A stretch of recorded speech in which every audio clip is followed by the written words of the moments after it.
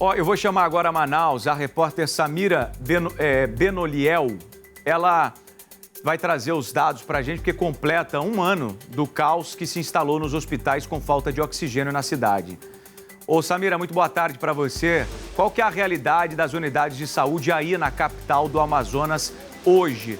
Sabendo que a gente tem uma preocupação, as cenas de respiradores são cenas registradas nos 2 primeiros surtos, né? As 2 ondas de Covid.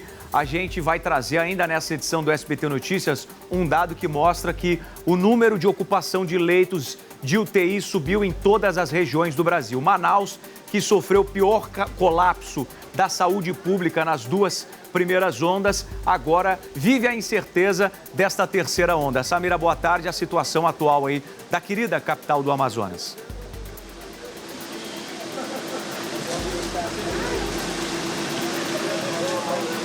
Boa tarde para você, viu, Darlison, para todo mundo que está assistindo a gente. Pois é, o Amazonas vive sim uma explosão de casos de Covid-19 nessas 2 primeiras semanas de 2022, mas é bem diferente, viu, Darlison, bem diferente do que a gente viveu e enfrentou em janeiro de 2021.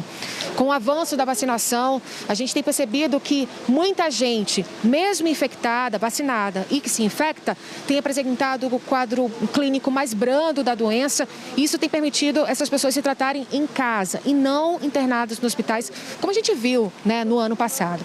Como você mesmo falou, já faz um ano, hoje a gente completa exatamente um ano da crise do oxigênio, quando o sistema de saúde aqui no Amazonas entrou em colapso. Foi o janeiro mais triste da história, e lembrando que o Amazonas foi o primeiro estado do país a entrar, né, a começar essa 2ª onda da Covid-19.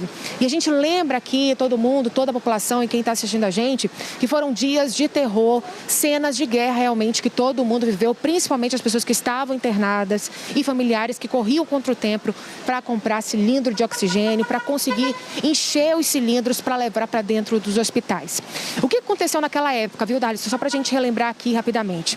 Naquela época, a gente via de um consumo médio de 28 mil metros cúbicos de oxigênio. Mas, de repente, com a explosão de casos, com o pico da doença, com essa 2ª onda, a gente começou a aumentou a demanda para mais de 70 mil metros cúbicos. Essa foi a necessidade de oxigênio naquela época. E aí, o oxigênio acabou faltando nas unidades e todas aqui praticamente na nossa capital, inclusive do interior também, entraram em colapso. A gente estava aí vindo de um pico de 5, 7 mil infecções registradas em 24 horas e 2 mil pessoas internadas nos hospitais. Ou seja, não tinha leito clínico, não tinha leito de UTI, não tinha nem médico profissionais suficientes para atender essas pessoas, porque muitos deles na época foram afastados por Covid-19. Então foi um caos que muita gente viveu aqui na região. A gente teve aqui levantamentos, dados, tanto do Ministério Público do Estado quanto da Defensoria Pública do Estado também, que apontam que 60 pessoas morreram por causa da interrupção do fluxo de oxigênio. Eram pessoas que estavam internadas em hospitais aqui da cidade, em serviços de pronto atendimento, e por conta dessa falta, o oxigênio teve que ser interrompido ou racionado e elas acabaram não resistindo às complicações da doença. Foi um mês muito triste, um janeiro extremamente triste para toda a população aqui, para o Brasil inteiro e para o mundo que acompanhava a nossa situação aqui na região. Como é que a situação está hoje? Como eu falei no início, está bem diferente do que a gente viu há um ano. Com relação ao oxigênio, a gente teve logo depois, né, dessa crise, várias usinas instaladas em algumas unidades, então isso permitiu que as unidades funcionassem de forma independente com relação ao oxigênio. Também tiveram outras ações com relação à ampliação de leitos de clínicos e leitos de UTI. E algumas medidas de restrições também já estão voltando por medidas de prevenção.